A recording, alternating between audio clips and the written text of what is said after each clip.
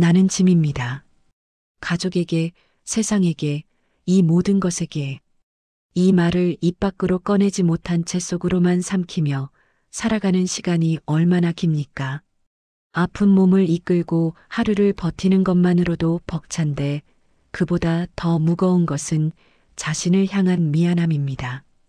가족의 웃는 얼굴 뒤에 숨은 피로를, 가족의 다정한 말 속에 묻힌 한숨을 당신은 너무나 잘 알고 계십니다. 그래서 더욱 고통스럽습니다. 몸이 아픈 것보다 마음이 아픈 것이, 통증보다 죄책감이 때로는 더 견디기 힘듭니다. 오늘 우리는 이 고통에 대해 이야기하려 합니다. 아픈 몸을 지닌 채 스스로를 짐처럼 느끼는 당신에게 약사경과 지장경이 전하는 자비로운 위로를 함께 나누려 합니다. 당신은 짐이 아닙니다. 당신의 존재 자체가 이미 선물입니다. 이 말이 지금은 믿기지 않을지 모릅니다.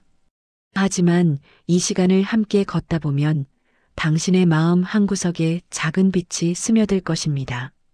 잠시 호흡을 고르십시오. 지금 이 순간만큼은 아무것도 증명하지 않아도 됩니다. 그저 숨을 쉬고 계신 것만으로 충분합니다. 아침이 오는 것이 두렵습니다. 눈을 뜨면 또다시 가족에게 손을 내밀어야 하고 또다시 누군가의 도움을 받아야 하기 때문입니다. 화장실에 가는 것조차 혼자 할 수 없는 날이 있습니다. 밥을 먹을 때 손이 떨려 숟가락을 놓치기도 합니다. 옷을 입고 벗는 일, 씻는 일, 걷는 일, 이 모든 평범했던 일상이 이제는 전쟁터가 되었습니다. 예전에는 당신이 가족을 돌보는 사람이었습니다. 아이들을 키우고 부모님을 모시고 집안을 꾸려가던 사람이었습니다. 강했습니다. 의지할 만했습니다. 누군가 아프면 당신이 달려가 간호했고 누군가 힘들면 당신이 위로했습니다. 하지만 이제는 역할이 뒤바뀌었습니다. 이제는 당신이 돌봄을 받는 사람이 되었습니다. 이 변화가 당신을 무너뜨립니다. 기억하십니까? 당신이 처음 아이를 낳았을 때를 말입니다. 그 작은 생명을 품에 안고 밤새 잠을 설쳤습니다. 아기가 울면 달려가고 아기가 아프면 밤새 간호하고 아기의 모든 것을 챙겼습니다. 그때 당신은 힘들었지만 행복했습니다. 왜냐하면 누군가를 돌보는 일이 당신에게 의미를 주었기 때문입니다. 그 아이가 자라서 학교에 갔습니다. 당신은 매일 아침 도시락을 쌌습니다.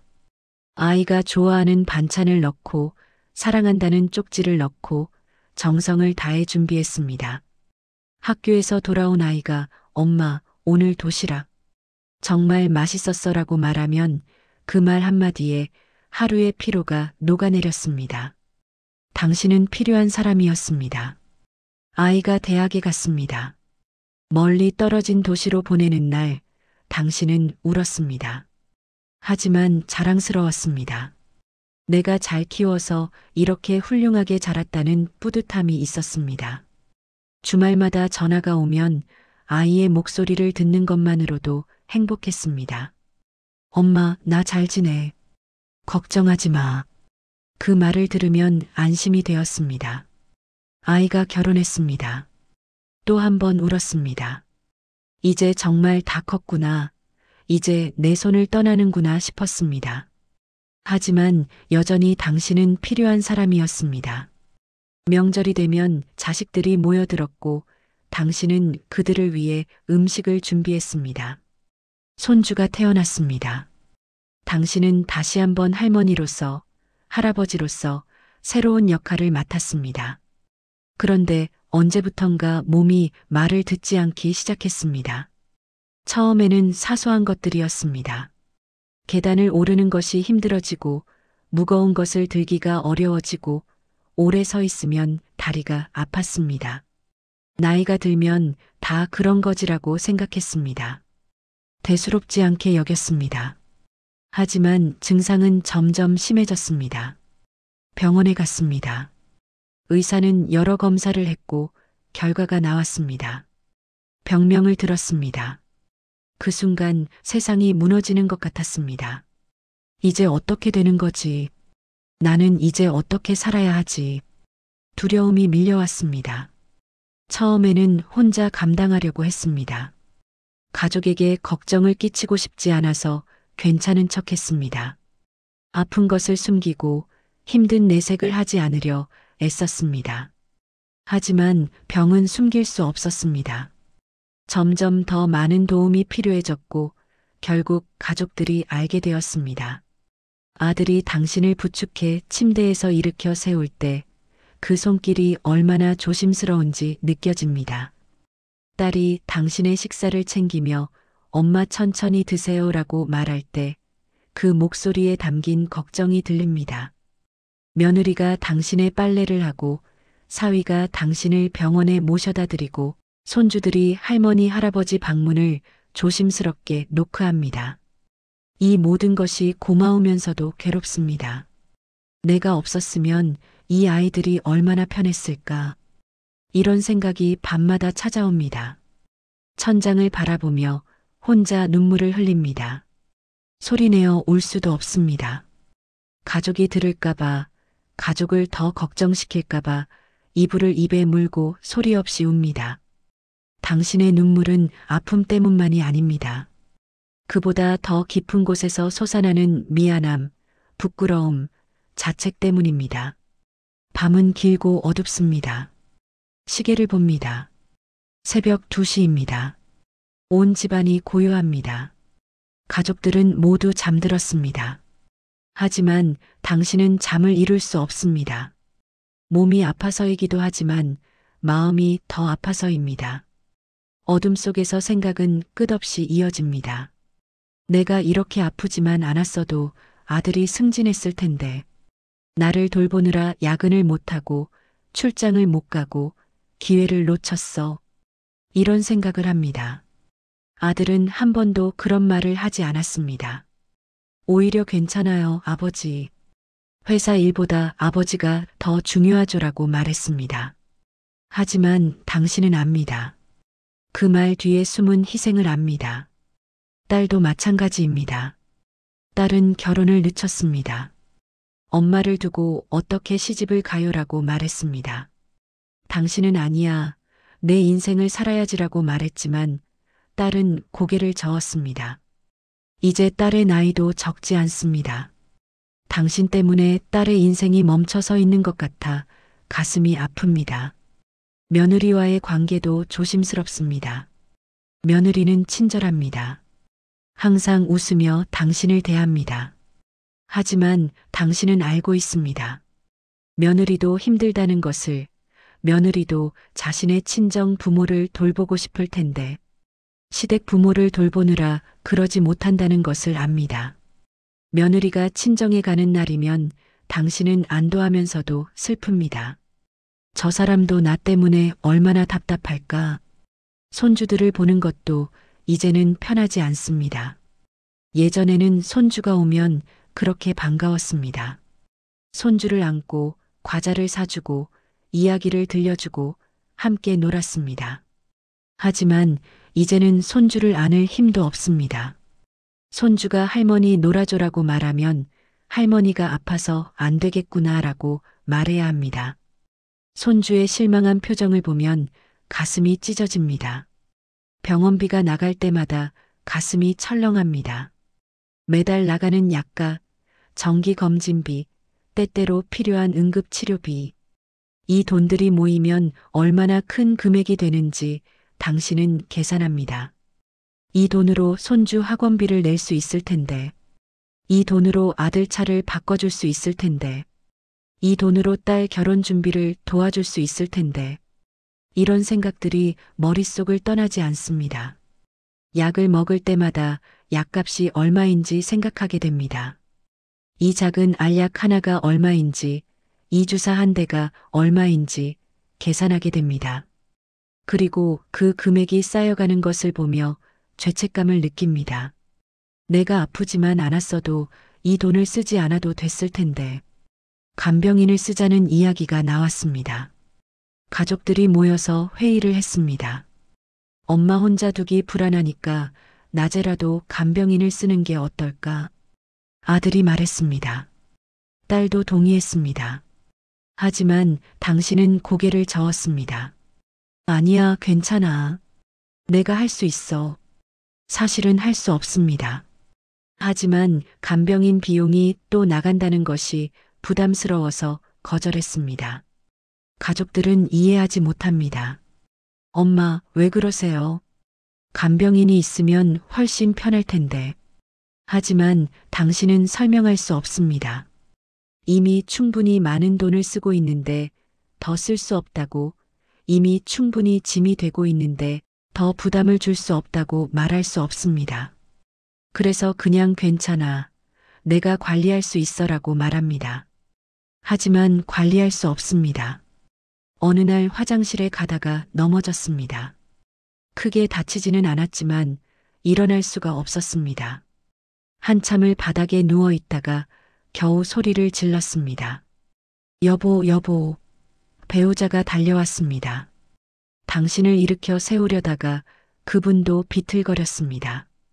둘 다 늙었습니다. 결국 아들에게 전화를 해야 했습니다. 아들이 회사에서 급히 달려왔습니다. 당신을 부축해 침대에 눕혔습니다. 아들의 얼굴에는 걱정과 피곤함이 섞여 있었습니다. 아버지, 이러시면 안 돼요. 간병인을 써야 해요. 아들이 단호하게 말했습니다. 당신은 고개를 숙였습니다. 더 이상 거절할 수 없었습니다. 그날 밤 당신은 또 울었습니다. 간병인이 왔습니다. 친절한 분이었습니다. 하지만 낯선 사람이 집에 있다는 것이 불편했습니다. 무엇보다 그분에게 급여를 주어야 한다는 것이 마음에 걸렸습니다. 매달 나가는 간병비를 생각하면 잠이 오지 않았습니다. 자식들이 주말에 집에 오는 것조차 부담스럽게 느껴지기 시작했습니다. 예전에는 자식들이 오면 그렇게 기뻤는데 이제는 그들의 방문이 두렵습니다. 또 폐를 끼칠 것 같아서, 또 그들의 시간을 빼앗을 것 같아서 그들이 오는 날 아침부터 긴장하게 됩니다. 더 아파 보이지 않으려고 애쓰고, 더 힘들어 보이지 않으려고 웃음을 억지로 지어 보입니다. 그러다 그들이 돌아가는 뒷모습을 보면 안도감과 슬픔이 동시에 밀려옵니다. 배우자도 늙어갑니다. 당신을 돌보느라 그분도 지쳐갑니다. 허리가 굽고 머리가 휘어지고 손에 힘이 없어집니다. 밤마다 당신의 잠자리를 돌보고 새벽에 당신이 화장실에 갈 때 깨어나 도와줍니다. 그분의 얼굴에도 피로가 쌓여갑니다. 어느 날 배우자가 쓰러졌습니다. 과로 때문이었습니다. 병원에 실려갔고 며칠간 입원했습니다. 의사는 말했습니다. 과로와 스트레스 때문입니다. 좀 쉬셔야 해요. 하지만 어떻게 쉽니까? 당신이 아픈데 배우자가 쉴 수 있겠습니까? 배우자가 퇴원한 후 당신은 생각했습니다. 이 사람까지 아프게 했구나. 이 사람마저 쓰러뜨렸구나. 나는 정말 짐이야. 그날 밤 당신은 결심했습니다. 더 이상 배우자에게 부담을 주지 않겠다고, 혼자 할 수 있는 것은 혼자 하겠다고 다짐했습니다. 하지만 그것은 불가능한 다짐이었습니다. 당신의 몸은 당신의 의지를 따라주지 않았습니다. 결국 또다시 도움을 청해야 했고 또다시 미안함을 느꼈습니다. 형제자매들과의 관계도 미묘하게 변했습니다. 동생이 병문안을 오면 고맙지만 동시에 부끄럽습니다. 예전에는 형으로서, 언니로서, 오빠로서 동생들을 챙기던 사람이었는데 이제는 동생들이 당신을 돕습니다. 동생이 돈 봉투를 놓고 갑니다. 형님, 병원비에 보태세요. 그 봉투를 받을 때마다 자존심이 무너집니다. 거절하고 싶습니다. 아니야, 괜찮아. 나는 충분해라고 말하고 싶습니다. 하지만 거절할 수 없는 현실입니다. 실제로 돈이 필요하기 때문입니다. 그래서 받습니다. 하지만 받을 때마다 마음이 무너집니다. 내가 이렇게까지 초라해졌구나. 동생에게 손을 벌리는 신세가 됐구나. 친구들과도 멀어졌습니다. 예전에 함께 등산하고 여행하고 웃고 떠들던 친구들이 연락을 해도 나가지 못합니다. 아픈 몸으로 그들을 만나는 것이 부담스럽습니다. 전화가 오면 요즘 좀 어때? 우리 만나자라고 합니다. 하지만 당신은 핑계를 댑니다. 요즘 좀 바빠서 다음에 보자. 사실은 바쁜 것이 아니라 아픈 것입니다. 사실은 다음이 없을지도 모른다는 것을 압니다. 친구들의 건강한 모습을 보면 위축됩니다. 그들은 여전히 등산을 가고 여행을 다니고 활기차게 살아갑니다. 그런 그들을 보면 자신이 초라해집니다. 나만 이렇게 늙었구나. 나만 이렇게 약해졌구나. 비교하지 않으려 해도 비교가 됩니다. 그래서 점점 연락을 피하게 되고 세상과 단절되어 갑니다. 거울을 보는 것이 두렵습니다. 거울 속에 비친 당신의 모습이 낯설고 슬픕니다. 여윈 얼굴, 푸석한 피부, 빠진 머리카락, 구부정한 어깨, 힘없는 눈빛. 이게 나란 말인가? 예전에 당신은 어디로 갔는지 알 수 없습니다. 강하고 활력 넘치던 그 사람은 사라지고 낯선 병자가 거울 속에 서 있습니다. 예전 사진을 꺼내봅니다. 젊은 시절의 사진입니다. 그때의 당신은 웃고 있습니다. 건강하고 아름답고 자신감 넘치는 모습입니다. 그 사진과 지금의 당신을 비교합니다. 너무나 다릅니다. 저 사람이 정말 나였을까? 저런 시절이 있었을까?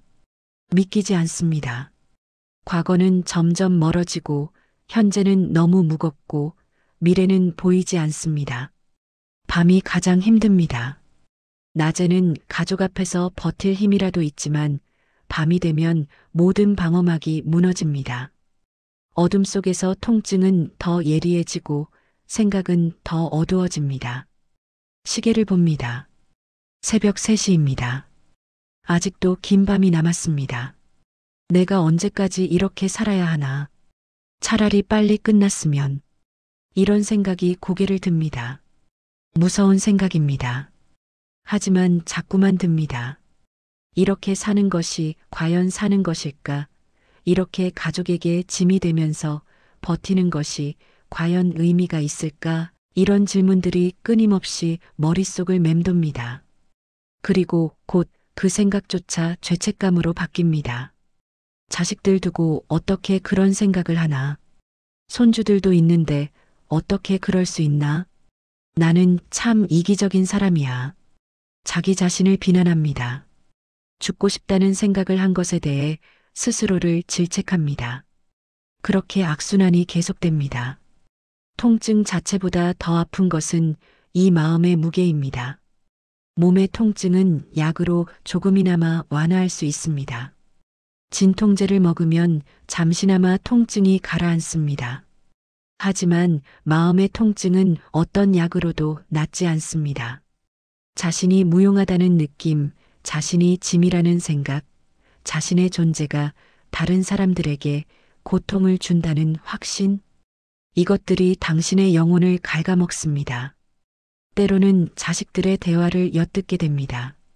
밤늦게 부엌에서 나누는 대화가 벽을 통해 들려옵니다. 엄마 약값이 이번 달에도 많이 나왔어. 아들의 목소리입니다. 그래도 어쩔 수 없잖아. 엄마잖아. 며느리가 대답합니다. 알아. 알지만 정말 힘들다. 아들의 한숨 섞인 목소리가 들립니다. 그 대화를 듣는 당신의 가슴은 찢어집니다. 그들은 불평하려는 것이 아닙니다. 그저 힘든 현실을 나누는 것뿐입니다. 서로 위로하고 격려하려는 것뿐입니다. 하지만 당신은 그 말들을 송곳처럼 가슴에 받습니다. 역시 나는 짐이구나. 내가 이 아이들을 힘들게 하고 있구나. 내가 있어서 이 아이들이 고통받고 있구나. 다음 날 아침 아들을 보면 아무렇지 않은 척합니다. 아들도 아무렇지 않은 척합니다. 서로 연기를 합니다. 서로 괜찮은 척하며 하루를 시작합니다. 하지만 당신은 압니다. 어젯밤 들은 그 대화를, 아들의 한숨을, 며느리의 걱정을 압니다. 그리고 그것을 모른 척해야 한다는 것도 압니다. 세상을 보는 시선도 변했습니다. 텔레비전을 봅니다. 건강한 노인들이 등산하는 프로그램이 나옵니다. 그들은 웃으며 산을 오릅니다. 정상에 올라 만세를 부르고 도시락을 먹고 행복해합니다. 당신은 그 모습을 보며 부럽고 서글픕니다. 나도 저랬으면 좋겠는데, 나도 저렇게 건강했으면. 광고가 나옵니다. 행복한 가족이 식탁에 둘러앉아 웃으며 식사하는 장면입니다. 할머니, 할아버지도 건강하게 앉아 계시고 자식들도 행복해 보이고 손주들도 밝게 웃습니다. 완벽한 가족의 모습입니다. 당신은 그 광고를 보며 우리 가족과 비교하게 됩니다. 우리 가족도 저랬으면 좋겠는데, 내가 아프지만 않았어도 우리도 저럴 수 있었을 텐데. 뉴스를 봅니다. 요양원에서 학대받는 노인에 대한 보도가 나옵니다. 끔찍한 이야기입니다. 하지만 한편으로는 생각합니다. 나도 요양원에 가야 하나? 그러면 자식들이 편해질 텐데. 하지만 곧 두려워집니다. 요양원에 가면 더 외로울 텐데. 낯선 곳에서 혼자 지내야 한다는 게 무서워. 자식들의 미래도 걱정입니다. 당신을 돌보느라 그들의 삶이 멈춰 서 있는 것 같습니다. 딸은 여전히 결혼하지 않았습니다. 좋은 사람을 만났다는 이야기도 들었지만 결혼까지는 가지 못했습니다. 당신 때문이라는 것을 압니다. 딸은 부인하지만 당신은 압니다. 아들은 승진 기회를 놓쳤습니다. 중요한 프로젝트가 있었는데 당신이 급하게 아파서 병원에 가야 했고 아들은 프로젝트를 포기했습니다. 그 프로젝트가 성공했고 담당자는 승진했습니다. 아들은 아무 말도 하지 않았습니다. 하지만 당신은 압니다. 그 기회를 놓친 것이 당신 때문이라는 것을 압니다. 며느리도 자신의 꿈을 접었습니다. 며느리는 원래 그림을 그리는 사람이었습니다. 작은 갤러리에서 전시회도 했었습니다. 하지만 이제는 그림을 그리지 않습니다. 시간이 없습니다. 당신을 돌보고 집안일을 하고 자기 일을 하다 보면 하루가 다 갑니다. 며느리의 방에는 먼지 쌓인 캔버스가 있습니다. 그것을 볼 때마다 당신은 미안합니다.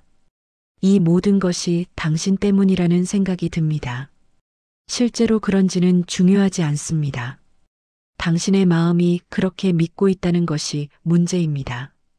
그 믿음이 당신을 짓누르고 숨막히게 하고 살아갈 의욕을 빼앗아 갑니다. 식사 시간이 고통스럽습니다. 가족이 모여 앉아 밥을 먹는 그 평범한 순간이 이제는 전쟁터입니다. 음식을 입에 넣기가 힘듭니다. 손이 떨려서 숟가락을 제대로 들 수 없습니다.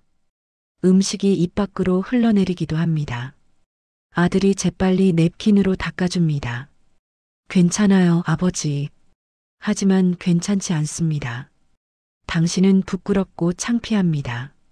씹는 것도 어렵습니다. 이가 약해져서 딱딱한 것은 씹을 수 없습니다. 그래서 가족들은 당신을 위해 음식을 잘게 잘라줍니다. 아기처럼 잘게 잘린 음식을 먹습니다. 이것이 당신을 더욱 초라하게 만듭니다. 나는 이제 아기처럼 됐구나. 스스로 밥도 제대로 못 먹는 사람이 됐구나. 삼키는 것도 두렵습니다. 목에 걸릴까봐 무섭습니다. 실제로 며칠 전에 목에 걸린 적이 있습니다. 기침을 하고 숨이 막혀서 당황했습니다. 가족들이 놀라서 등을 두드려 주었고 다행히 뱉어냈습니다. 하지만 그 일 이후로 음식을 삼킬 때마다 긴장합니다. 가족들이 당신을 보며 걱정하는 눈빛을, 당신을 돕기 위해 손을 뻗는 그 모습을 견디기가 힘듭니다. 제발 내 쪽을 보지 말아줘. 제발 나를 도와주지 말아줘. 그냥 내가 투명 인간이었으면 좋겠어. 그냥 나 혼자 조용히 밥을 먹게 내버려둬. 이런 마음이 자꾸만 듭니다. 하지만 그럴 수 없다는 것을 압니다. 가족의 도움 없이는 식사조차 할 수 없다는 것을 압니다. 옛날 사진을 자주 꺼내봅니다. 앨범을 펼칩니다. 젊은 시절의 사진들이 가득합니다. 결혼식 사진이 있습니다. 당신과 배우자는 행복하게 웃고 있습니다. 미래에 대한 희망으로 가득한 얼굴입니다. 우리 참 젊었구나. 참 예뻤구나. 이때는 이렇게 될 줄 몰랐지. 아이들 어릴 적 사진도 있습니다. 당신이 아이를 안고 있습니다. 아이는 웃고 있고 당신도 웃고 있습니다. 행복했던 시절입니다. 힘들기도 했지만 행복했습니다. 아이를 키우는 것이 보람 있었고 가족이 함께하는 것이 즐거웠습니다. 가족여행 사진도 있습니다. 바닷가에서 찍은 사진입니다. 모두 수영복을 입고 웃고 있습니다. 건강하고 활기찬 모습입니다. 저때로 돌아갈 수 있다면 얼마나 좋을까? 다시 저렇게 건강할 수 있다면 얼마나 좋을까? 하지만 시간은 되돌릴 수 없습니다. 과거는 과거일 뿐입니다. 현재의 당신은 아프고 약하고 의존적입니다. 이것이 현실입니다. 아무리 과거를 그리워해도 현실은 바뀌지 않습니다. 앨범을 닫습니다. 눈물이 흐릅니다. 병원에 갈 때마다 느끼는 감정도 복잡합니다. 의사 선생님이 진찰을 합니다. 이것저것 물어봅니다. 요즘 어떠세요? 통증은요? 식사는 잘하세요? 당신은 대답합니다. 그냥 그래요. 비슷해요. 사실은 더 안 좋아졌지만 그렇게 말하지 못합니다. 더 안 좋다고 말하면 더 많은 검사를 해야 하고 더 많은 약을 먹어야 하고 더 많은 돈이 나갈 것 같아서입니다. 의사는 검사 결과를 보며 말합니다. 조금 좋아지고 있습니다. 이대로 계속 치료하면 괜찮아질 겁니다. 하지만 믿기지 않습니다. 몸은 여전히 아프고 할 수 있는 것은 여전히 없고 가족에게 지는 빚은 여전히 쌓여갑니다. 좋아지고 있다는 말이 공허하게 들립니다. 때로는 의사 선생님이 거짓말을 하는 것 같다는 생각마저 듭니다. 가족을 위로하기 위해, 환자에게 희망을 주기 위해 실제보다 좋게 이야기하는 것이 아닐까 의심합니다. 좋아지고 있다면 왜 나는 이렇게 힘들까? 좋아지고 있다면 왜 가족은 여전히 지쳐 보일까? 좋아지고 있다면 왜 나는 여전히 짐처럼 느껴질까? 약을 먹는 것도 이제는 기계적인 일이 되었습니다. 아침 약, 점심 약, 저녁 약, 자기 전 약. 약통을 열고 닫는 일이 하루의 리듬이 되었습니다. 알람이 울리면 약을 먹고 또 알람이 울리면 또 약을 먹습니다. 하루에 몇 번씩 약을 먹는지 세어본 적이 있습니다. 15알이었습니다. 하루에 15알의 약을 먹습니다. 이 약들이 정말 효과가 있는지 의심스럽습니다. 통증은 여전하고 불편함은 계속되고 무엇보다 마음의 고통은 전혀 나아지지 않습니다. 이렇게 많은 약을 먹는데도 왜 나는 나아지지 않을까? 아니면 내가 나아지고 싶지 않은 걸까? 어쩌면 나는 아프기를 원하는 건 아닐까? 이런 혼란스러운 생각들이 머릿속을 맴돕니다. 손주들을 볼 때도 마음이 복잡합니다. 예전에는 손주들과 놀아주고 과자를 사주고 이야기를 들려주던 할머니 할아버지였습니다. 손주들도 당신을 좋아했습니다.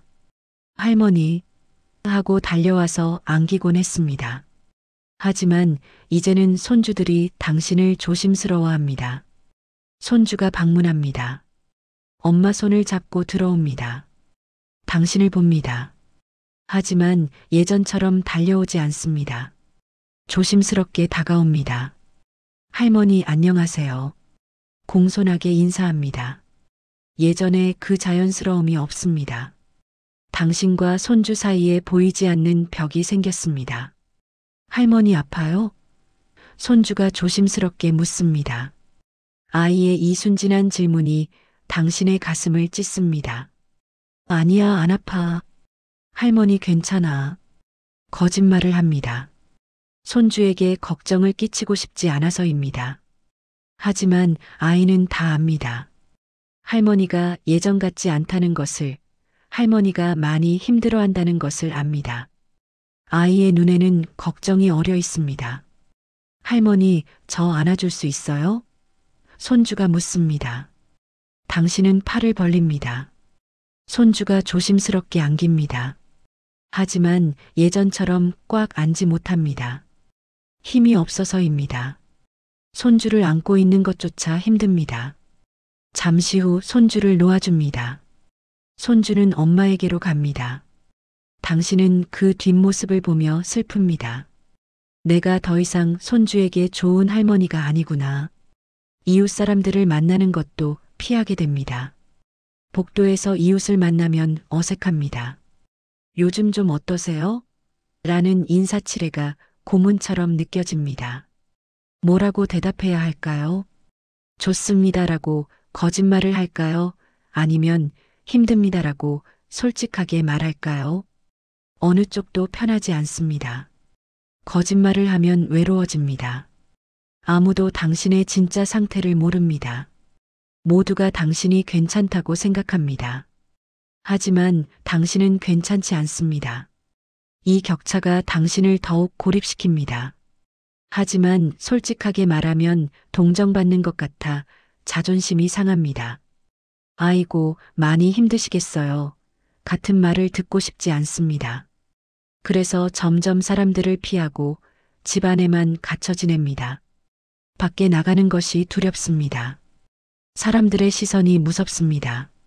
그들이 당신을 어떻게 볼지 걱정됩니다. 저 사람 많이 늙었네.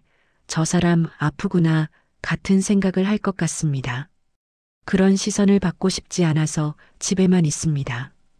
계절이 바뀌는 것을 창문 너머로 봅니다. 봄이 왔습니다.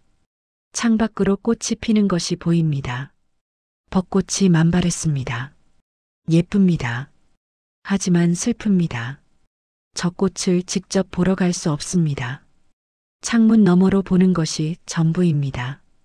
저기 가서 벚꽃 아래 앉아 있고 싶다. 꽃잎이 떨어지는 것을 보고 싶다. 바람을 맞고 싶다. 하지만 불가능합니다. 여름이 왔습니다. 햇살이 강합니다. 창으로 들어오는 햇빛이 따뜻합니다.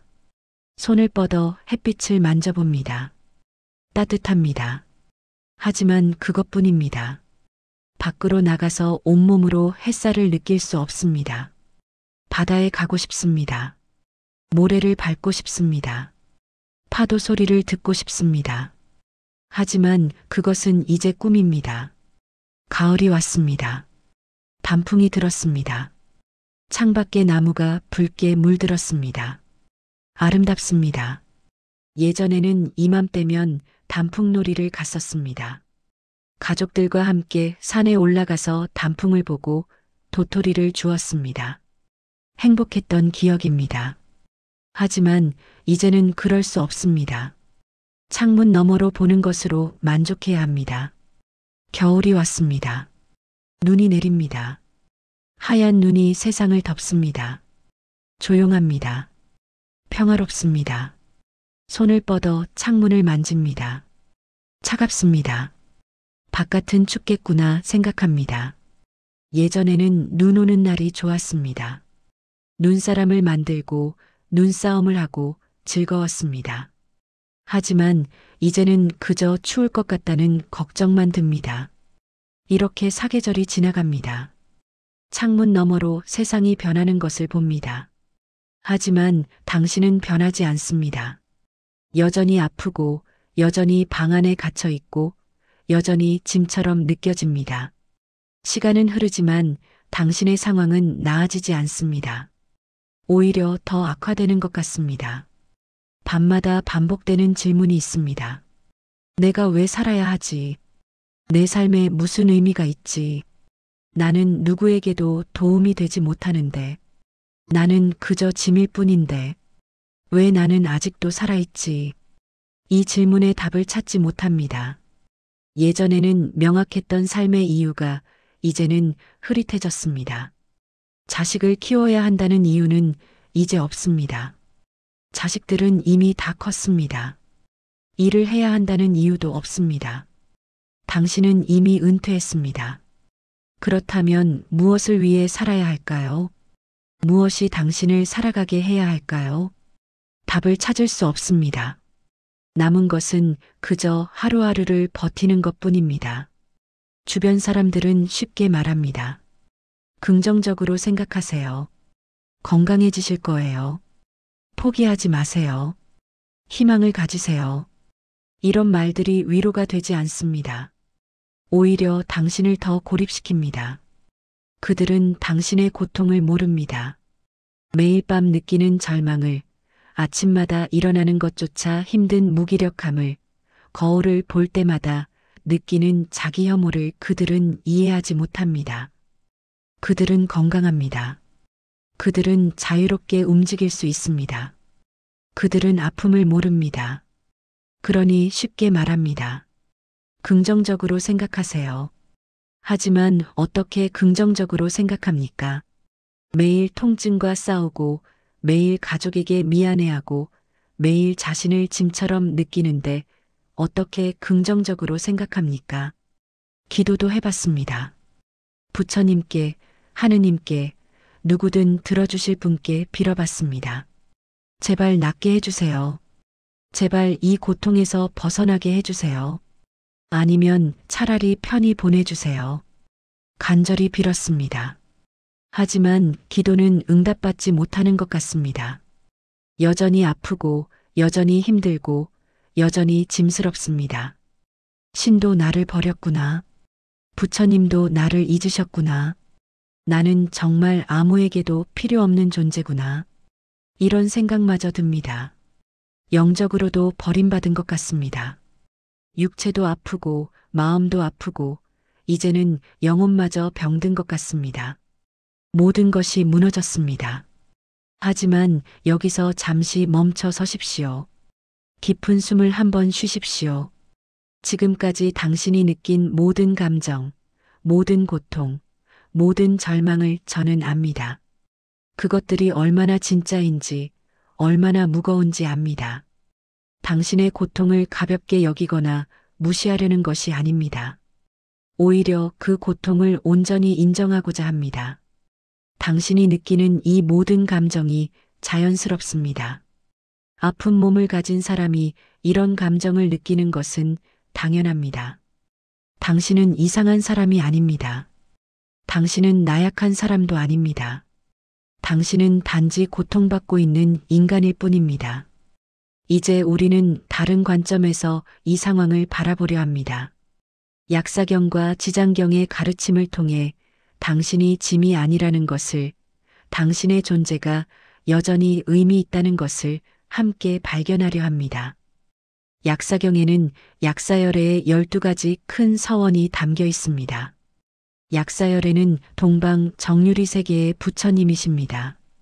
그분은 중생의 질병과 고통을 치유하기 위해 서원을 세우셨습니다. 그 서원들을 하나하나 살펴보면 모두 중생을 향한 깊은 자비심에서 나온 것임을 알 수 있습니다. 첫 번째 서원은 이렇습니다. 제가 성불할 때 제 몸은 광명으로 빛나서 무량무수한 세계를 비추고 모든 중생이 부처의 모습을 갖추게 하겠습니다. 이 서원이 의미하는 것은 무엇일까요? 모든 중생이 본래 부처의 성품을 지니고 있다는 것입니다. 당신도 예외가 아닙니다. 지금 당신은 아픈 몸을 가지고 있습니다. 하지만 그 아픈 몸이 당신의 전부가 아닙니다. 당신 안에는 여전히 부처의 성품이 순수하고 완전한 본성이 있습니다. 그것은 병으로 인해 훼손되지 않았습니다. 그것은 여전히 빛나고 있습니다. 두 번째 서원은 이렇습니다. 제가 성불할 때 제 몸은 유리와 같아서 안팎이 투명하고 깨끗하며 빛이 광대하고 장엄하여 모든 중생을 밝게 비추겠습니다. 유리는 투명합니다. 안팎이 다르지 않습니다. 숨길 것이 없습니다. 당신의 마음도 유리처럼 투명해지십시오. 지금 느끼는 피로, 짜증, 절망, 죄책감을 숨기지 마십시오. 그것들을 있는 그대로 인정하십시오. 나는 지금 힘들다. 나는 지금 짐처럼 느껴진다. 나는 지금 살고 싶지 않다. 이렇게 솔직하게 인정하는 것이 바로 유리 같은 투명함입니다. 숨기려 하면 할수록 더 고통스럽습니다. 인정하는 순간 조금 가벼워집니다. 감정은 인정받을 때 힘을 잃습니다. 부정당할 때 더 강해집니다. 그러니 당신의 모든 감정을 인정하십시오. 세 번째 서원은 이렇습니다. 제가 성불할 때 무량무변한 지혜와 방편으로 모든 중생이 필요한 것을 얻게 하겠습니다. 당신에게 지금 필요한 것은 무엇입니까? 건강일까요? 물론 건강도 필요합니다. 하지만 그보다 더 필요한 것이 있습니다. 그것은 자기 용서입니다. 자기 수용입니다. 자기 자비입니다. 약사열애는 당신에게 이것을 주고자 하십니다. 자신을 용서하는 마음, 자신을 있는 그대로 받아들이는 마음, 자신에게 자비로운 마음을 주고자 하십니다. 이것이 진정한 치유의 시작입니다. 네 번째 서원은 이렇습니다. 제가 성불할 때 그릇된 길을 가는 중생을 보살의 길로 인도하겠습니다. 당신이 가고 있는 길이 그릇된 길입니다. 자책의 길, 자기 혐오의 길, 자기 파괴의 길. 이것은 그릇된 길입니다.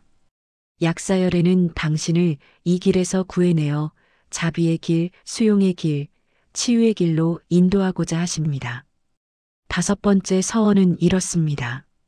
제가 성불할 때 모든 중생이 제 가르침 안에서 청정한 계율을 지키고 만약 계율을 어긴 자가 있다면 제 이름을 들음으로써 다시 청정하게 되어 악도에 떨어지지 않게 하겠습니다. 당신이 어떤 계율을 어겼습니까? 당신이 무슨 죄를 지었습니까? 당신은 아무 죄도 짓지 않았습니다. 아픈 것은 죄가 아닙니다. 가족에게 도움을 받는 것은 죄가 아닙니다. 당신은 용서받을 필요조차 없습니다. 왜냐하면 처음부터 죄가 없었기 때문입니다. 여섯 번째 서원은 이렇습니다. 제가 성불할 때 모든 중생이 몸과 마음이 원만하게 되고 만약 형체가 추하거나 육군이 불구이거나 질병이 있는 자가 제 이름을 들으면 모두 단정하고 총명하게 되며 질병이 없어지게 하겠습니다. 이 서원을 오해하지 마십시오. 약사열애는 당장 당신의 몸을 치유하겠다고 말씀하시는 것이 아닙니다. 그보다 더 깊은 치유를 말씀하십니다. 그것은 마음의 치유입니다. 자신의 몸을 미워하는 마음을 치유하는 것입니다. 자신을 추하다고 여기는 마음을 치유하는 것입니다. 당신의 몸은 지금 아픕니다. 이것은 사실입니다. 하지만 그 몸이 추한 것은 아닙니다. 그 몸은 당신을 수십 년간 지탱해 왔습니다. 그 몸은 충실히 당신을 섬겼습니다. 이제 조금 지쳐서 아픈 것뿐입니다. 그 몸을 미워하지 마십시오. 오히려 감사하십시오. 일곱 번째 서원은 이렇습니다. 제가 성불할 때 모든 중생이 질병으로 고통받고 의지할 곳이 없으면 제 이름을 들음으로써 모든 병이 사라지고 몸과 마음이 편안해지며 가족과 재산이 풍족해지고 무상정등각을 얻게 하겠습니다. 당신은 지금 의지할 곳이 없다고 느낍니다. 가족도 있고 집도 있지만 마음속에는 의지할 곳이 없습니다. 약사열애가 당신의 의지처가 되고자 하십니다. 당신이 외롭고 두려울 때 약사열애의 이름을 부르십시오. 약사유리광열애. 이 이름을 천천히 마음을 담아 부르십시오. 그 순간 당신은 혼자가 아닙니다. 여덟 번째 서원은 이렇습니다. 제가 성불할 때 만약 어떤 여인이 여자의 몸으로 인한 여러 고통을 싫어하고 여자의 몸을 버리고자 원한다면 제 이름을 듣고 마음에 지니면 다시는 여자의 몸을 받지 않게 하겠습니다. 이 서원을 문자 그대로 읽지 마십시오. 여기서 말하는 것은 성별이 아닙니다. 이것은 자신이 원치 않는 상태, 고통스러운 조건을 상징합니다. 당신이 지금 아픈 몸을 원치 않듯이 말입니다. 약사열애는 그 마음을 이해하십니다. 나는 이 상태에서 벗어나고 싶다. 이 마음을 인정하는 것이 나쁜 것이 아닙니다. 9번째 서원은 이렇습니다. 제가 성불할 때 모든 중생이 마귀의 그물에서 벗어나게 하고 온갖 그릇된 견해에 묶인 이들을 풀어주어 점차 보살행을 닦아 빨리 원만하게 이루게 하겠습니다. 마귀의 그물이란 무엇입니까? 그것은 우리를 올가매는 잘못된 생각들입니다. 나는 짐이다. 나는 쓸모없다. 나는 사라져야 한다 같은 생각들이 바로 마귀의 그물입니다. 이런 생각들이 당신을 질식시킵니다. 약사열애는 그 그물에서 당신을 풀어주고자 하십니다. 당신은 짐이 아닙니다. 당신은 쓸모없지 않습니다. 당신은 여전히 필요한 존재입니다. 10번째 서원은 이렇습니다. 제가 성불할 때 만약 어떤 중생이 왕법에 얽매여 매를 맞고 감옥에 갇히고 죽음에 임하는 등 무량한 재난과 치욕을 받으며 몸과 마음이 괴로워 근심하고 슬퍼한다면 제 이름을 들음으로써 제 복덕의 위신력으로 모든 고뇌에서 벗어나게 하겠습니다. 당신도 감옥에 갇혀 있습니다. 그것은 실제 감옥이 아니라 마음의 감옥입니다. 자책의 감옥, 죄책감의 감옥, 절망의 감옥에 갇혀 있습니다. 약사열애는 당신을 이 감옥에서 풀어주고자 하십니다. 문은 열려 있습니다. 당신이 나오기만 하면 됩니다. 하지만 오랫동안 갇혀 있었기에 나오는 방법을 잊었습니다. 약사열애가 그 방법을 가르쳐 주십니다. 11번째 서원은 이렇습니다. 제가 성불할 때 만약 어떤 중생이 배고픔과 갈증에 시달려 음식을 구하기 위해 악업을 짓게 된다면 제 이름을 들음으로써 맛있는 음식으로 몸을 배불리하고 나서법의 맛으로 궁극적인 안락을 얻게 하겠습니다. 당신은 배고픕니다. 육체의 배고픔이 아니라 영혼의 배고픔입니다. 사랑에 굶주려 있고 인정에 굶주려 있고 의미에 굶주려 있습니다. 약사열애는 당신을 배불리 먹이고자 하십니다. 사랑으로, 자비로, 의미로 당신을 채우고자 하십니다. 당신은 더 이상 굶주릴 필요가 없습니다. 12번째 서원, 마지막 서원은 이렇습니다. 제가 성불할 때 만약 어떤 중생이 가난하고 의복이 없어 모기와 벌레에 시달리고 추위와 더위에 괴로워한다면 제 이름을 듣고 마음에 품으면 원하는 바를 모두 얻어 의복과 장신구와 꽃과 향과 음악 등으로 마음껏 장엄하게 하겠습니다. 당신은 가난합니다. 물질적으로는 가난하지 않을지 모릅니다. 하지만 정신적으로 가난합니다. 마음의 옷이 벗겨진 상태입니다.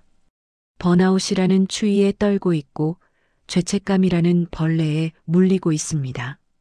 약사열애는 당신에게 따뜻한 옷을 입혀주고자 하십니다. 그 옷은 바로 자기자비입니다. 자신을 용서하고 자신을 받아들이고 자신을 사랑하는 마음이 바로 약사열애가 당신에게 주는 옷입니다. 이 옷을 입으십시오. 그러면 더 이상 춥지 않을 것입니다. 오늘의 말씀이 당신의 마음에 작은 숨쉴 자리를 내어주었다면 다음 말씀도 조용히 받아보셔도 좋습니다. 이제 지장경으로 눈을 돌려봅시다. 지장보살은 대지와 같은 분입니다. 모든 것을 품고 모든 것을 지탱하고 모든 것을 키우는 대지처럼 지장보살은 모든 중생을 품으십니다. 지옥에 있는 중생조차 구원하고자 하는 그 넓은 마음은 당신 같은 고통받는 중생을 결코 외면하지 않으십니다. 지장보살의 서원은 유명합니다. 지옥이 비지 않으면 성불하지 않겠다. 중생을 다 구제하기 전에는 보리를 이루지 않겠다. 이 서원이 얼마나 큰 자비심에서 나온 것입니까? 자신의 성부를 뒤로 미루고 고통받는 중생을 먼저 구하겠다는 이 마음이 지장보살의 본질입니다. 지장경에는 많은 이야기가 나옵니다. 그 중 하나를 함께 보겠습니다. 옛날 한 여인이 있었습니다. 그녀는 병든 어머니를 간호했습니다. 날마다 어머니를 돌보고 약을 드리고 식사를 챙겼습니다. 하지만 어머니의 병은 낫지 않았고 점점 더 악화되었습니다. 여인은 지쳤습니다. 육체적으로도 지쳤고 정신적으로도 지쳤습니다. 어느 날 그녀는 무너져 내렸습니다. 더 이상 어머니를 돌볼 힘이 없었습니다. 하지만 어머니를 버릴 수도 없었습니다. 그녀는 절망했습니다. 그때 그녀는 지장보살의 이름을 들었습니다. 절에 가서 지장보살님께 기도했습니다. 저는 더 이상 어머니를 돌볼 힘이 없습니다. 하지만 어머니를 버릴 수도 없습니다. 어찌해야 합니까? 간절히 빌었습니다. 지장보살이 꿈에 나타나셨습니다. 그리고 말씀하셨습니다. 내가 어머니를 돌보는 것도 효도이지만 내 자신을 돌보는 것도 효도다. 내가 쓰러지면 누가 어머니를 돌보겠느냐? 먼저 내 자신을 돌보아라. 그래야 어머니도 돌볼 수 있다. 이 이야기가 당신에게 무엇을 말하는지 아십니까? 당신도 돌봄을 받을 자격이 있다는 것입니다. 가족이 당신을 돌보는 것은 그들의 의무이자 사랑의 표현입니다. 그것을 짐으로 여기는 것은 당신이지 가족이 아닙니다. 물론 가족도 힘듭니다. 이것은 부정할 수 없는 사실입니다. 당신을 돌보는 일이 그들에게 쉬운 일은 아닙니다. 하지만 여기서 중요한 것은 그들이 힘든 것과 그들이 당신을 사랑하는 것은 별개라는 점입니다. 사람은 사랑하는 사람을 위해 힘든 일을 할 수 있습니다. 아니, 오히려 사랑하기 때문에 기꺼이 힘든 일을 합니다. 당신도 그랬지 않습니까? 자식을 키울 때 힘들지 않았습니까? 밤새 울음을 달래고 아픈 아이를 간호하고 학교 준비물을 챙기고 학원을 오가는 일이 쉬웠습니까? 아니었습니다. 매우 힘들었습니다. 때로는 너무 힘들어서 울고 싶었습니다. 때로는 모든 것을 내던지고 싶었습니다. 하지만 당신은 그 일을 했습니다. 왜입니까? 사랑했기 때문입니다. 자식을 사랑했기 때문에 그 모든 힘든 일을 견뎠습니다. 지금 당신의 자식들도 마찬가지입니다.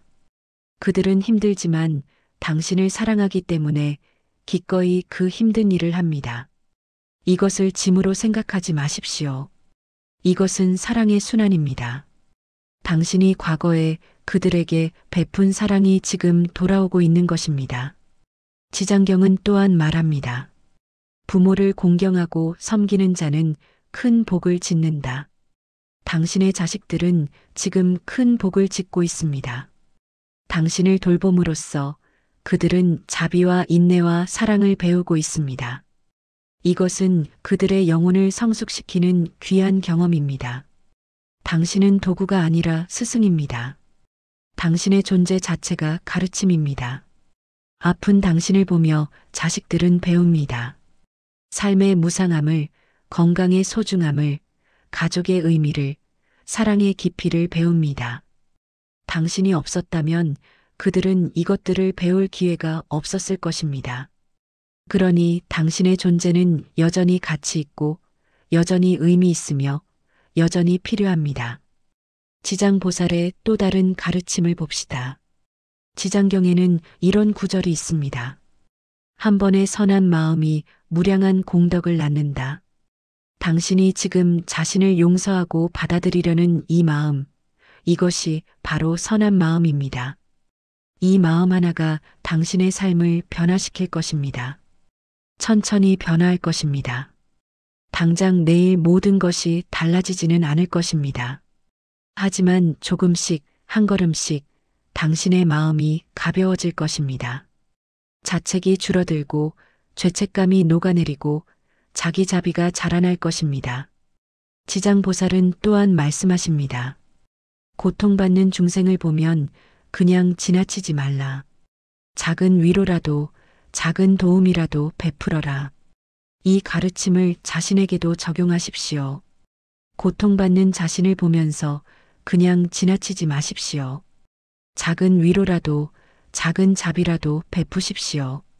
자신에게 말을 거십시오. 나는 충분히 잘하고 있어. 나는 최선을 다하고 있어. 아픈 것은 내 잘못이 아니야. 나는 여전히 사랑받을 자격이 있어. 이런 말들이 처음에는 거짓말처럼 느껴질 수 있습니다. 하지만 계속 반복하다 보면 점점 진실이 되어 갑니다. 약사경과 지장경이 공통적으로 강조하는 것이 있습니다. 그것은 자비입니다. 자비란 무엇입니까? 즐거움을 주고 고통을 덜어주는 마음입니다. 하지만 많은 사람들이 자비를 타인에게만 베풀어야 하는 것으로 생각합니다. 자신에게는 엄격하고 가혹하면서 타인에게만 관대하고 부드럽습니다. 이것은 잘못된 것입니다.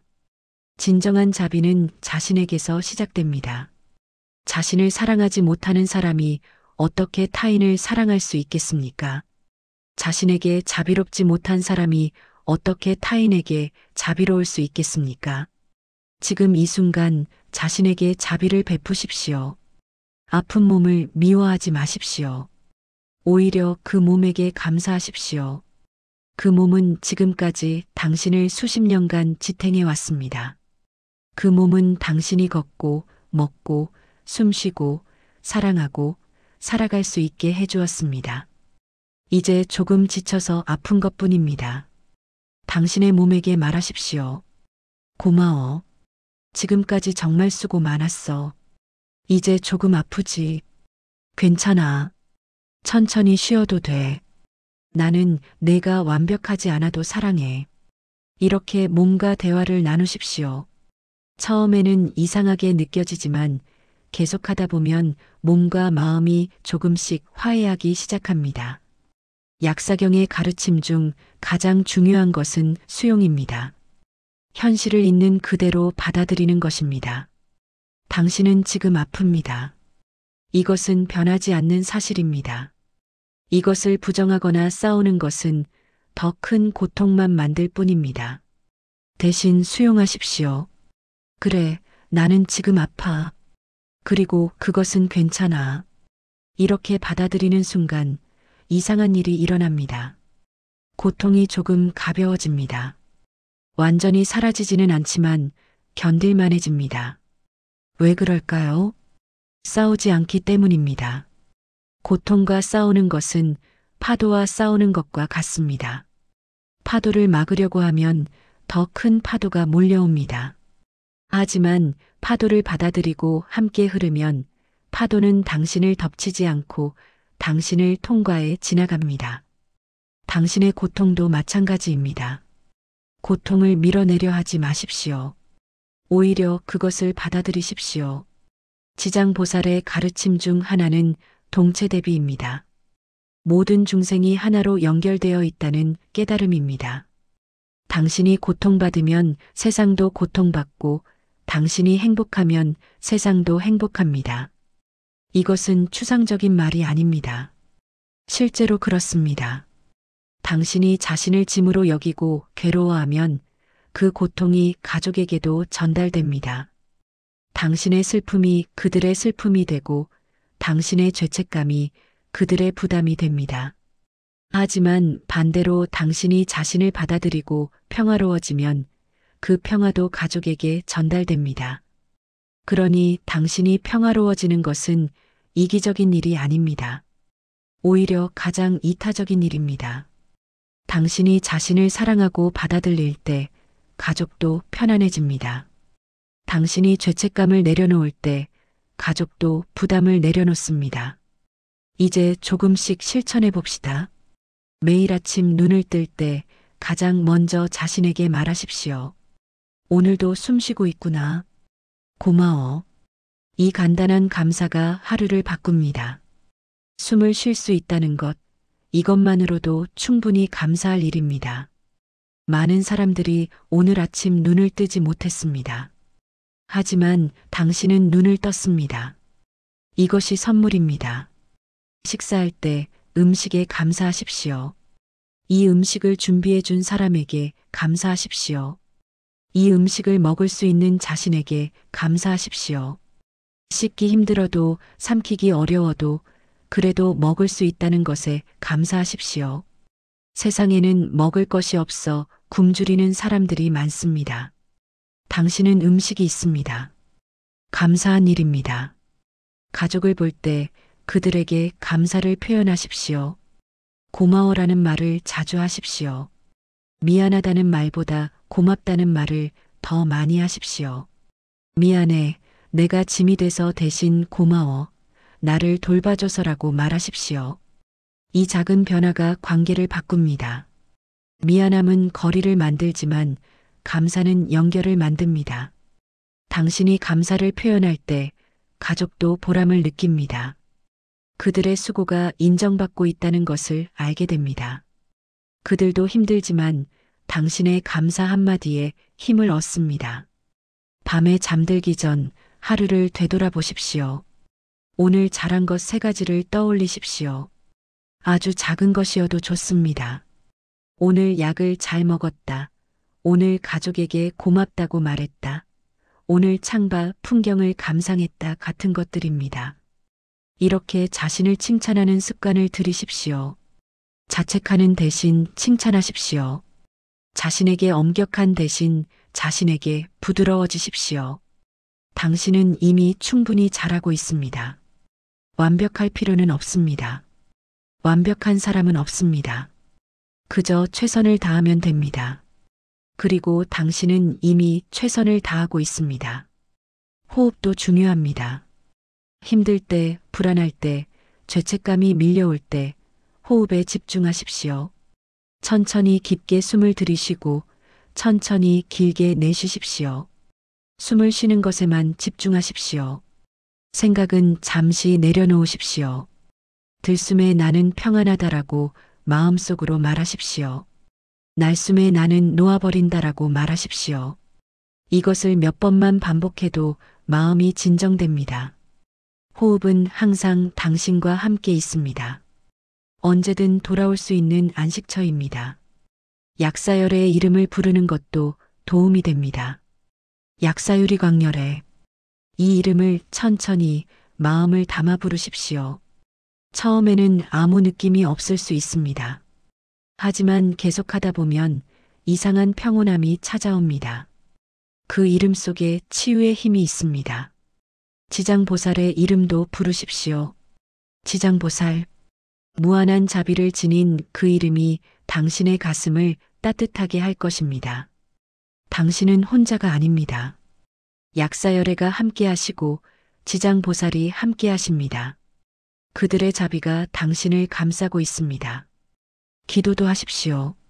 복잡한 기도가 아니어도 됩니다. 간단하게 약사열애님, 제게 평안을 주소서. 지장보살님, 제게 자비를 주소서라고 기도하십시오. 이 짧은 기도가 당신을 지탱할 것입니다. 기도는 당신과 부처님을 연결하는 다리입니다. 가능하다면 밖으로 나가십시오. 휠체어를 타서라도 누군가의 부축을 받아서라도 잠시 밖으로 나가 바람을 맞고 햇살을 받으십시오. 자연은 치유의 힘을 가지고 있습니다. 나무, 꽃, 하늘, 새, 이 모든 것이 당신에게 말합니다. 너도 우리처럼 자연의 일부야. 너도 아름다워. 너도 소중해. 나무를 보십시오. 나무는 계절에 따라 변합니다. 봄에는 잎이 돋고, 여름에는 푸르고, 가을에는 단풍이 들고, 겨울에는 잎이 떨어집니다. 하지만 나무는 여전히 나무입니다. 잎이 없어도, 꽃이 없어도 여전히 아름답고 의미 있습니다. 당신도 마찬가지입니다. 건강을 잃어도 능력을 잃어도 당신은 여전히 당신입니다. 여전히 아름답고 소중합니다. 하지만 무엇보다 중요한 것은 자신에게 인내심을 갖는 것입니다. 변화는 하루아침에 일어나지 않습니다. 수십 년간 쌓인 자책과 죄책감이 며칠 만에 사라지지 않습니다. 그러니 조급해하지 마십시오. 한 걸음씩 가십시오. 오늘 조금 나아졌다면 그것으로 충분합니다. 내일 다시 힘들어진다 해도 괜찮습니다. 치유는 직선이 아니라 나선입니다. 때로는 뒤로 가는 것처럼 보여도 결국에는 위로 올라가고 있습니다. 좌절하지 마십시오. 포기하지 마십시오. 계속 가십시오. 약사경이 말하는 치유는 궁극적으로 깨달음입니다. 무엇을 깨닫는가요? 자신의 본래 모습을 깨닫는 것입니다. 당신의 본래 모습은 아픈 몸이 아닙니다. 당신의 본래 모습은 순수한 영혼, 부처의 성품을 지닌 존재입니다. 몸은 변합니다.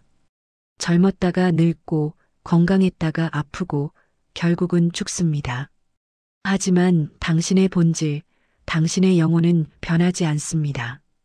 그것은 영원하고 순수하고 완전합니다. 지금 당신이 보고 있는 것은 몸의 변화일 뿐입니다. 당신의 본질은 여전히 온전합니다. 아픈 몸에 갇혀 있지만 당신의 영혼은 여전히 자유롭습니다. 이것을 기억하십시오. 당신은 몸이 아닙니다. 당신은 그 안에 있는 영혼입니다. 그 영혼은 병들지 않았습니다. 그 영혼은 여전히 빛나고 있습니다. 지장보살의 가르침도 같은 방향을 가리킵니다. 모든 중생은 본래 부처라는 것입니다. 지금은 무명에 가려져 있지만 언젠가는 그 본래 모습을 회복할 것입니다. 당신도 본래 부처입니다. 지금은 병고에 시달리고 있지만 이것이 당신의 전부가 아닙니다. 당신 안에는 무한한 가능성이, 무한한 사랑이, 무한한 빛이 있습니다. 그 빛을 믿으십시오. 비록 지금은 보이지 않아도 그 빛은 여전히 당신 안에서 빛나고 있습니다. 구름이 해를 가릴 수는 있지만 해를 없앨 수는 없듯이 병이 당신의 몸을 아프게 할 수는 있지만 당신의 본질을 훼손할 수는 없습니다. 이제 천천히 이 여정을 마무리해 봅시다. 오늘 우리는 긴 길을 함께 걸었습니다. 아픈 몸을 지닌 채 느끼는 죄책감과 자책에서 시작해 약사경과 지장경의 가르침을 통해 자기 수용과 자기 자비에 이르렀습니다. 당신은 이제 혼자가 아닙니다. 약사열애와 지장보살이 함께 하시고 이 말씀을 듣는 수많은 사람들이 함께 합니다. 우리 모두는 각자의 고통을 안고 살아가지만 그 고통을 통해 서로 연결되어 있습니다. 당신의 존재는 짐이 아닙니다. 당신의 존재는 선물입니다. 가족에게, 세상에게, 그리고 무엇보다 자기 자신에게 선물입니다. 아픈 몸을 가졌다는 것이 당신의 가치를 떨어뜨리지 않습니다. 오히려 그 고통을 통해 당신은 더 깊은 지혜를, 더 넓은 자비를 얻게 됩니다. 자신을 용서하십시오. 자신을 받아들이십시오. 자신을 사랑하십시오. 이것이 오늘 가장 중요한 메시지입니다. 당신은 사랑받을 자격이 있습니다. 있는 그대로의 당신이, 아픈 몸의 당신이, 완벽하지 않은 당신이 그대로 충분히 사랑받을 만합니다. 가족도 당신을 사랑합니다. 비록 힘들어하지만 그들은 당신을 사랑합니다. 그 사랑을 의심하지 마십시오.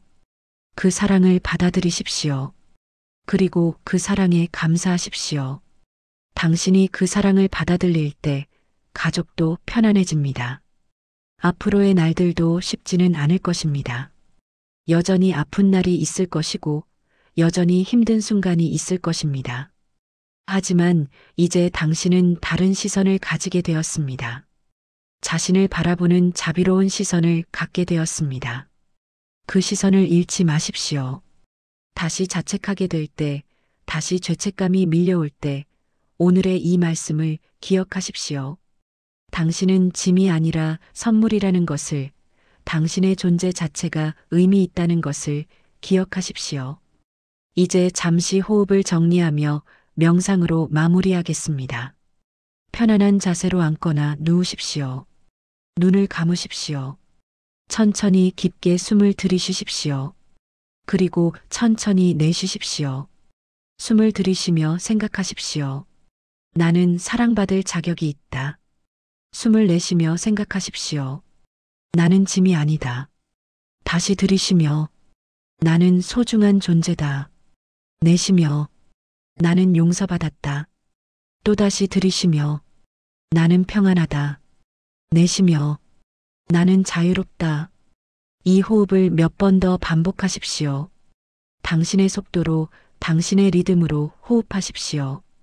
생각이 떠오르면 그냥 흘려보내고 다시 호흡으로 돌아오십시오. 이제 당신의 몸 전체를 느껴보십시오. 아픈 곳도 있고 불편한 곳도 있을 것입니다. 그 모든 부분에게 감사를 보내십시오. 고마워. 지금까지 나를 지탱해줘서 앞으로도 함께 가자. 당신의 마음도 느껴보십시오. 슬픔도 있고 두려움도 있고 죄책감도 있을 것입니다. 그 모든 감정을 받아들이십시오. 괜찮아. 내가 있어도 돼. 나는 너를 이해해. 이제 가족을 떠올리십시오. 그들의 얼굴을 마음속에 그리십시오. 그들에게 축복을 보내십시오. 행복하길, 건강하길, 고마워, 사랑해. 마지막으로 온 세상의 아픈 사람들을 떠올리십시오. 당신처럼 고통받고 있는 수많은 사람들에게 자비를 보내십시오. 우리 모두 치유되길, 우리 모두 평안하길. 천천히 의식을 현재로 돌려오십시오. 손가락과 발가락을 움직여 보십시오. 준비가 되면 천천히 눈을 뜨십시오. 오늘 이 긴 시간을 함께 해주셔서 감사합니다. 당신의 용기에 감사드립니다. 끝까지 들어주신 당신의 마음에 감사드립니다. 부디 평안하십시오. 부디 자신에게 자비로우십시오. 당신은 사랑받을 자격이 있습니다. 당신은 귀한 존재입니다. 당신은 선물입니다.